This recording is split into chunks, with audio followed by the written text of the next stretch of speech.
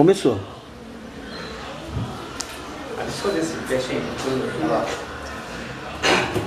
É isso aí, estamos aí com o nosso amigo instrutor Adilson Matos. Prazer receber você aqui em casa. Opa, legal, prazer é nosso. Os membros aí do nosso grupo Ônibus e Raridades, muita experiência, muita bagagem, muita história boa para contar pra gente, né? Fala um pouquinho da sua experiência na Itapemirim, Adilson. Minha experiência na Itapemirim começou desde o ano de 1979. Eu vim quando eu saí da Pássaro Marrom, onde eu fiquei no Pássaro Marrom por 8 anos. E já estava de olho na aviação Itapemirim, uma vez que ela estava construindo a garagem em Cumbica, às margens da rodovia Presidente Dutra. E como eu morava em Cumbica, achei que seria viável para mim, não só pela empresa estar perto da minha casa, localidade, mas também pela estrutura que a empresa tinha a me oferecer. A minha visão era de um plano de carreira dentro da empresa, de aprimoramento profissional, e mandei um currículo na época e tive êxito em ser chamado, passei pelo teste seletivo. A princípio a garagem de Cumbica ainda estava em fase de construção, fui trabalhar na antiga garagem da Única, foi logo quando a empresa comprou a linha da Única Rio-São Paulo, e fui trabalhar na garagem do Parque Novo Mundo. Em 28 de outubro de 1983, a Itapemirim inaugurava o Parque Rodoviário Edmundo Regis Bittencourt, às margens da rodovia Presidente Dutra. E eu fui para lá para dar mais um passo na minha vida profissional. Legal. Isso foi... Mas nessa época a Itapemirim ela comprou só a linha Rio São Paulo, não a Única propriamente dita, né?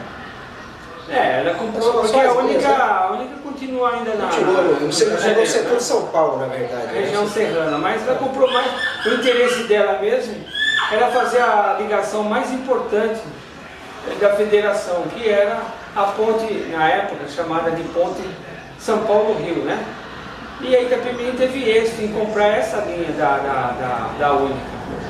E foi quando ela começou também ela colocou nas linhas, ela retirou aqueles corcovados que era o padrão da Única na época, e já colocou os primeiros tribus, né? Já com carroceria Nilson. E esse foi oficializado, né? Esse daí é um carro de teste, não é? Não. Um protótipo, aliás, não é? Não, na verdade esse carro aqui é o que seria na época o padrão da Itapemirim, né? Esse seria o padrão da Itapemirim. A tendência seria ser carroceria ciferal, com chassi 355, né? Equipado com 3 eixos, né?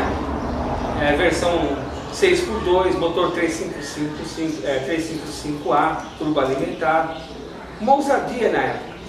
Só que naquela época houve muita interferência por parte da aviação Cometa, levando a aviação Itapemirim a mudar seus planos.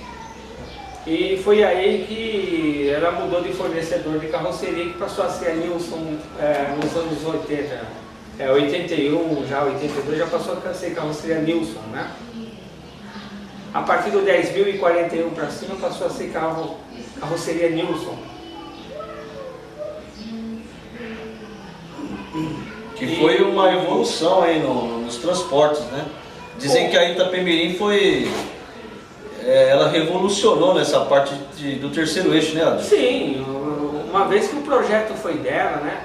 Ela desenvolveu isso desde os anos 60, a partir já de um monobloco O326. Certo. Ela teve o apoio da própria montadora Mercedes-Benz. Estiveram em Cachoeira do Itapemirim os engenheiros alemães que ajudaram o Sr. Camilo Collor na época a desenvolver o projeto. E com o tempo o negócio só foi aprimorando. Eu lembro que tinha os protótipos que rodaram aí mais de 10 milhões de quilômetros rodados em condições severas. até o projeto ser aprovado pelo Conselho de Desenvolvimento Industrial. E assim a empresa foi homologada a construir o burro para uso próprio e também para revenda para terceiros, né? No caso ficou mais para uso próprio do que para terceiros, porque houve também muita resistência por parte de outros empresários, que também não viam o terceiro eixo com bons olhos, né? Achava que era uma coisa extravagante. Sim, sim. Para a época, né? Sim. Né? Eu lembro que nesses carros aqui, o terceiro eixo aqui era uma articulação por feixe de mola, né? O freio dele era sistema hidráulico, né? E era um carro dotado com caixa já ZF 5 marchas, mas o problema da mola aqui no terceiro eixo levava a dar um problema que a gente chama de shimmy, ou seja, a falta de desbalanceamento na roda, que dá uma vibração e causando até um desconforto passageiro, e sem contar o desgaste prematuro de pneu, né? Mas que ao tempo a própria Itapemirim foi corrigindo o projeto, foi investindo e hoje é uma realidade, né? Hoje todas as montadoras praticamente já saem com um terceiro eixo de fábrica. Que na verdade no Brasil eles devem a Itapemirim. Sim, praticamente. Itapemirim foi pioneira, né? Eu tenho certeza que a Itapemirim vai ganhar até royalties por causa disso. Tenho certeza disso. Porque o projeto foi dela, foi ela que bancou, desenvolveu, tem prova disso. Nenhuma montadora ousava em fabricar um ônibus com terceiro eixo. Né? Tanto que isso daí explica a parceria dela com a Mercedes-Benz até hoje, Sim, né? sim, é verdade. Tanto é que em 86, quando a Mercedes-Benz lançou o O370, o RSD, tudo que esse carro possuía, na verdade, motorização, caixa de mudança, transmissão, diferencial, o sistema de suspensão pneumática, o sistema de freio também, a pneumática, é tudo fruto do Tribus. Tudo que o carro da Itapemirim tinha passou a ser utilizado pela Mercedes-Benz no lançamento do O370, consequentemente O371. E já foi um problema mais de ordem política, dizem as más línguas que foi na época para a empresa conseguir um preço melhor sobre o chassi, sobre o ônibus, né? Então ela só mudou a nomenclatura e fez algumas melhorias no carro. Do 370 passou a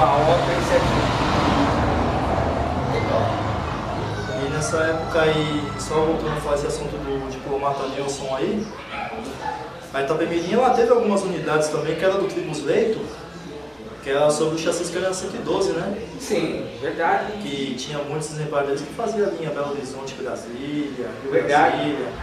Teve sim, né? Inclusive, posso ressaltar que ela fez, nessa mesma época, teste com vários tipos de motores, né? Combustível, óleo lubrificante. Praticamente a Itapemirim foi um verdadeiro laboratório para essas montadoras. Incluindo aqueles modelos lá, o Cobrasma e aquele Diplomata 380, né? Sim. Que já foi visto por alguns amigos nossos aí. No caso do Cobrasma, ela teve do Trinox, ela teve duas unidades desse carro. Eram chassis Scania, O chassi Scania, né, o 112. E esse carro veio em regime de comodato para a empresa, um negócio sem compromisso, um veículo experimental. Outras empresas também receberam alguns exemplares desse carro, e a Itapemirim foi pioneira em receber esse carro. A Garcia depois adquiriu, mas a Itapemirim na época tinha outros planos. Uma vez que ela estava construindo a Tecnobus lá em Cachoeiro do Itapemirim, ela mesmo estava desenvolvendo o seu próprio chassi, Não tinha mais necessidade. então não tinha necessidade nem interesse de ter uma carroceria de terceiros, né? O foco dela na época seria uma carroceria própria. Tanto é que a partir da série 11.000 em diante já veio até o Tribus 2, né? E já com fabricação 100%, desde o chassi até a montagem da carroceria, toda feita em Cachoeiro do Itapemirim. Legal. Né? Foi verdadeiramente um sucesso na época, né? Sim, um verdadeiro sucesso na época, né? Um carro de linhas arrojadas, uma construção assim, uma ousadia, não deixa de ser uma ousadia, né? Um empresário, uma empresa que se dispõe a montar sua própria carroceria, né? Tem que ter respaldo para isso, né? Tem que ter engenharia. Pessoal, engenharia. E hoje qualquer projeto que você possa fazer, até mesmo uma maquete dessa, isso envolve custo, planejamento.